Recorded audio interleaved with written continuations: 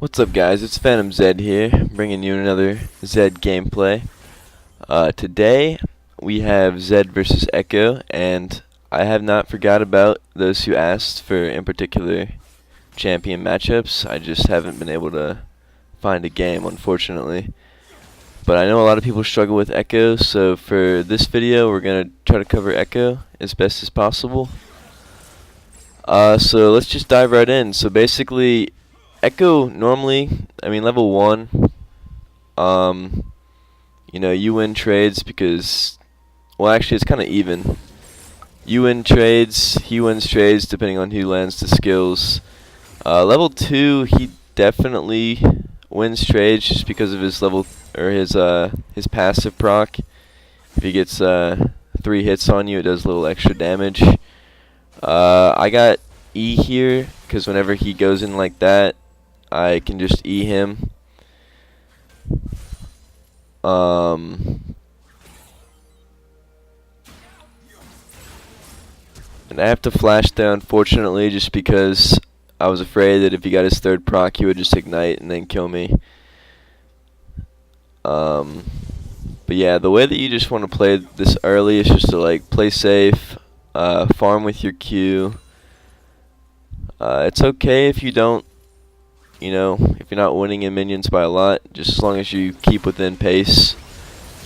But then my jungler just comes in right there. He gets the kill and he unfortunately dies, but that's worth for me because I get to push in the minion wave. And I get to deny him CS. I'm pretty sure, yeah, I put a ward down just in case Gragas decides to maybe come, because I know Ekko's coming, but I just wanted to push in this wave. I'm pretty sure when I back here, I just get a magic resist. I get the mantle, I'm pretty sure, or whatever item gives me magic resist that builds in the Hex Drinker. And like I said, guys, I always try to build Hex Drinker versus burst champs. Ekko does a lot more bursts than people think. And here Ekko just kind of messes up. He was sitting on a ward. He had no idea that he was sitting on a ward, so he just... Youmuus just comes in. We even get his flash. I try to roam here just to start snowballing my lead a little bit more. But unfortunately, Youmuus misses, and I just go back down. Didn't miss that much CS.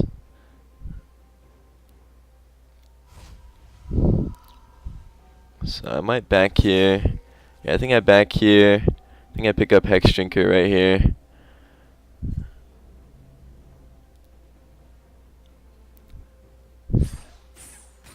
And Ekko keeps trying to shove. If they shove on you and try to roam, I was in a voice call with the Teemo, so I was just telling them to run. But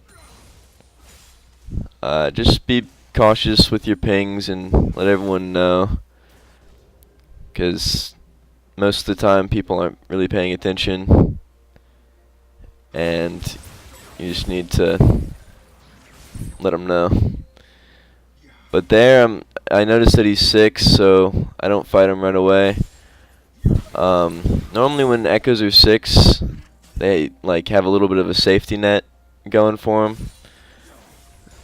So you pretty much just want to try to, Echoes normally just go in with their E and their Q and try to land their passive on you.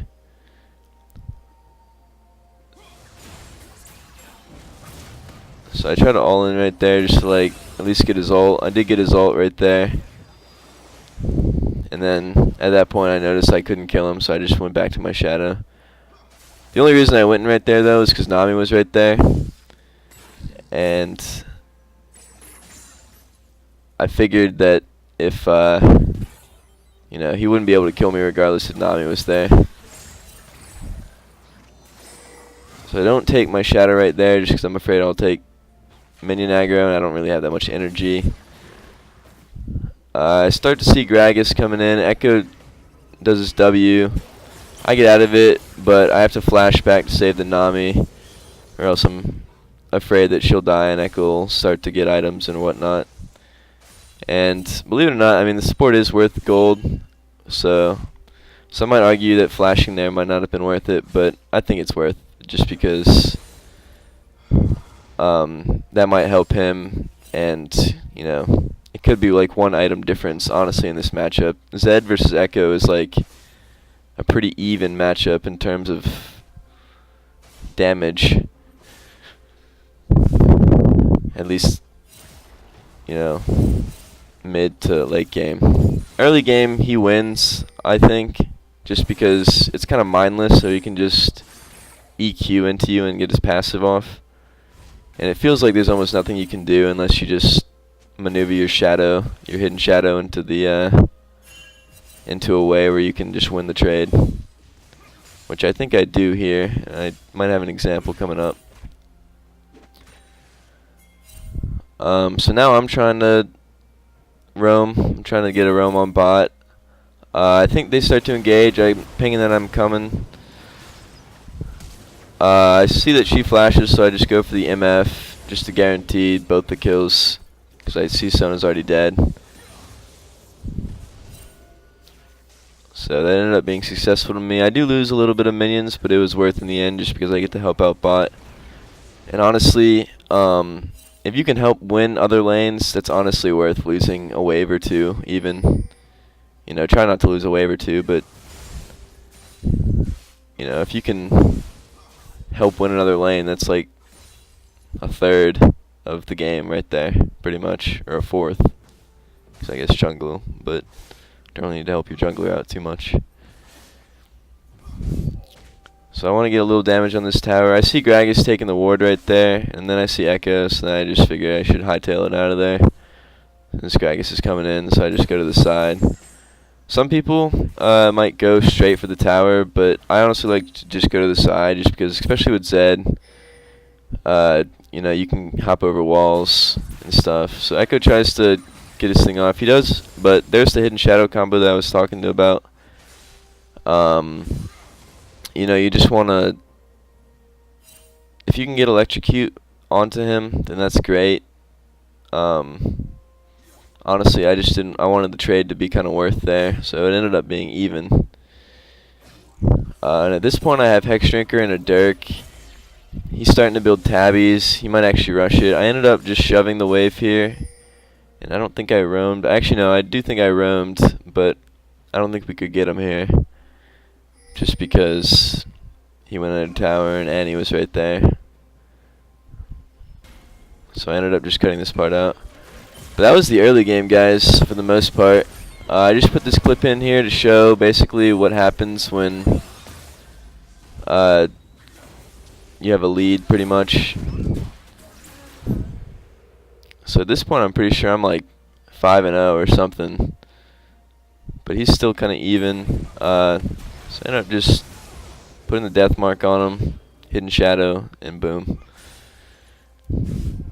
And mid game, you want to just, you know, keep roaming, keeps trying to snowball. Late game, if it gets to late game past like 35-40 minutes, you want to just split push. And this is just a little special clip I got here. Hope you guys enjoy this. This was in the same game, obviously, same champions. But yeah, guys, your final build, you want to get Hex Drinker first, but then you want to go into a Duskblade. And depending on, I think I got Merc Treads here just because of Annie and Gragas and Ekko. But if, you know, Merc Treads if there's AP, Ninja Tab Eyes if it's AD, then Youmuus, Ghostblade, Black Cleaver if they aren't really building that much armor, and Last Whisper if they are, and then GA. But that'll be it, guys. Hope you have a good one. This is Zed Phantom Gameplay.